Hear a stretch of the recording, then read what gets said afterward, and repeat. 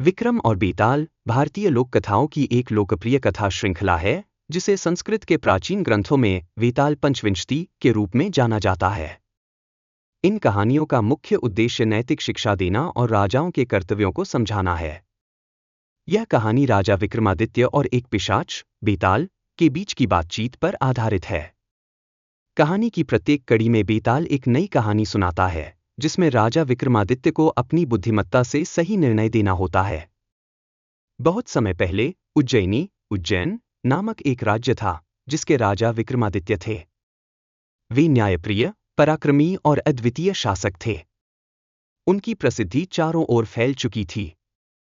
उनकी नीतियों और बुद्धिमत्ता के कारण वे प्रजा के हृदय में बसे हुए थे। एक दिन उनके दरबार में एक योगी आया। योगी ने राजा से एक विशेष कार्य करने का अनुरोध किया। उसने कहा कि एक विशेष तांत्रिक साधना के लिए उसे एक बेताल की आवश्यकता है जो श्मशान भूमि में रहता है।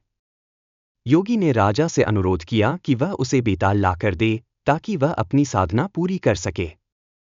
राजा विक्रमादित्य ने योगी के अनुरोध को स्वीकार कर लिया और श्मशान भूमि में बेताल को पकड़ने के लिए निकल पड़े। रात का समय था और श्मशान भूमि में अंधेरा और भयावहता का वातावरण था। परंतु राजा विक्रमादित्य का साहस अडिग था। उन्होंने बेताल को एक पेड़ पर लटका हुआ देखा। उन्होंने उसे नीचे उतारने का प्रयास किया और बेताल ने यह देखा कि यह कोई साधारण मनुष्य नहीं है बल्कि महान राजा विक्रमादित्य है। बेताल की शर्त। बेताल ने विक्रम से कहा, हे राजन, मैं तुम्हारे साथ चलने को तैयार हूं, परंतु मेरी एक शर्त है। मैं तुम्हें एक कहानी सुनाऊंगा और यदि तुम बीच में कुछ भी बोलोगे तो मैं फिर से पेड़ पर लटक जाऊंगा। राजा विक्रमादित्य ने बेताल की शर्त मान ली और बेताल को अपने कंधे पर लादकर चलने लगे। बेताल ने अपनी पहली कहानी सुनानी शुरू की। कहानी 1, 3 ब्राह्मणों का प्रेम। बहुत समय पहले एक नगर में 3 ब्राह्मण रहते थे। तीनों ब्राह्मण एक ही युवती से प्रेम करते थे और वे उससे विवाह करना चाहते थे। युवती का नाम माधवी था। वह सुंदर और बुद्धिमान थी।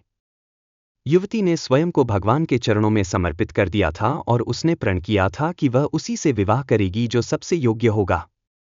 एक दिन माधवी की अचानक मृत्यु हो गई। तीनों ब्राह्मण बहुत दुखी हुए।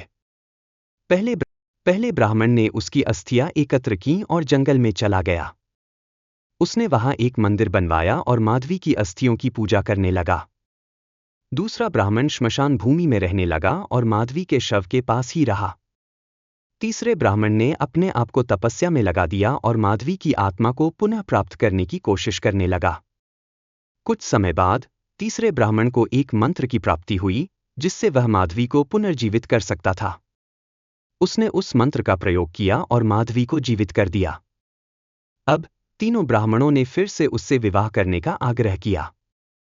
बेताल ने राजा विक्रमादित्य से पूछा, हे राजन, अब आप बताइए, इन तीनों में से कौन सा ब्राह्मण माधवी से विवाह करने की योग्य है?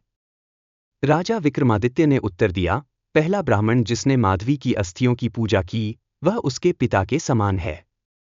दूसरा ब्राह्मण जिसने उसकी मृत्यु के बाद उसकी रक्षा की वह उसकी मां के समान है। लेकिन तीसरा ब्राह्मण जिसने उसे पुनः जीवित किया वही उसके पति के समान है। इसलिए तीसरा ब्राह्मण माधवी से विवाह करने का सबसे अधिक योग्य है। जैसे ही राजा ने यह उत्तर दिया, बेताल फिर से पेड़ पर जाकर लटक गया। विक्रमादित्य ने फिर से उसे पकड़ लिया और अपनी यात्रा जारी रखी। कहानी 2, न्यायप्रिय राजा और चालाक मंत्री। बेताल ने दूसरी कहानी सुनानी शुरू की। एक समय की बात है, एक राज्य में एक न्यायप्रिय राजा शासन करता था। उसका एक मंत्री था जो बहुत चतुर और चालाक था। एक दिन राजा के पास एक आदमी आया और उसने अपने खेत में सोने की मुहरें मिलने की सूचना दी। राजा ने उसकी सच्चाई की जांच कराने का आदेश दिया। मंत्री ने सोचा कि वह आदमी बहुत ही धूर्त हो सकता है और वह राजा को धोखा देने की कोशिश कर रहा है। उसने आदमी से पूछा, तुम्हें ये मुहरें कहां से मिली? आदमी ने उत्तर दिया, मुझे ये मुहरें मेरे खेत के गड्ढे में मिली। मंत्री ने राजा से कहा, महाराज, यह आदमी झूठ बोल रहा है। अगर वह सच कह रहा होता तो उसे मुहरों के साथ कोई और भी चीज मिलनी चाहिए थी जैसे कि पुराने कपड़े या बर्तन। राजा ने मंत्री की बात मानी और आदमी को दंडित किया। बेताल ने राजा से पूछा, हे राजन, क्या राजा ने सही किया या गलत? राजा विक्रमादित्य ने उत्तर दिया, मंत्री ने आदमी की सच्चाई पर संदेह किया और सही सवाल पूछा, लेकिन उसे पूरी जांच करनी चाहिए थी। बिना पूरी जांच के आदमी को दंडित करना न्याय के विरुद्ध है। राजा को पहले पूरी जानकारी इकट्ठी, इसलिए राजा ने गलत निर्णय लिया। बेताल फिर से पेड़ पर चला गया। विक्रमादित्य ने उसे फिर से पकड़ लिया और आगे बढ़े। कहानी 3, 4 राजकुमार और जादुई तलवार। तीसरी कहानी में बेताल ने बताया कि एक राजा के 4 पुत्र थे। चारों राजकुमार बहुत वीर और पराक्रमी थे। एक दिन उन्हें एक जादुई तलवार मिली जिससे वे किसी भी युद्ध को जीत सकते थे। लेकिन चारों राजकुमारों में यह विवाद हो गया कि तलवार किसके पास रहनी चाहिए। तलवार पाने के लिए चारों ने यह निर्णय लिया कि जो सबसे वीरता का प्रदर्शन करेगा उसे ही तलवार मिलेगी। पहले राजकुमार ने अपने राज्य के दुश्मनों पर आक्रमण किया और उन्हें हराया। दूसरे राजकुमार ने एक विशाल अजगर को मार डाला। तीसरे राजकुमार ने एक गुप्त खजाने की खोज की। चौथे राजकुमार ने एक अत्याचारी राजा को पराजित किया और उसके राज्य को मुक्त किया। बेताल ने राजा विक्रमादित्य से पूछा, हे राजन, आप बताइए, किस राजकुमार को तलवार मिलनी चाहिए? राजा विक्रमादित्य ने उत्तर दिया, चारों राजकुमारों ने अपने अपने तरीके से वीरता दिखाई है।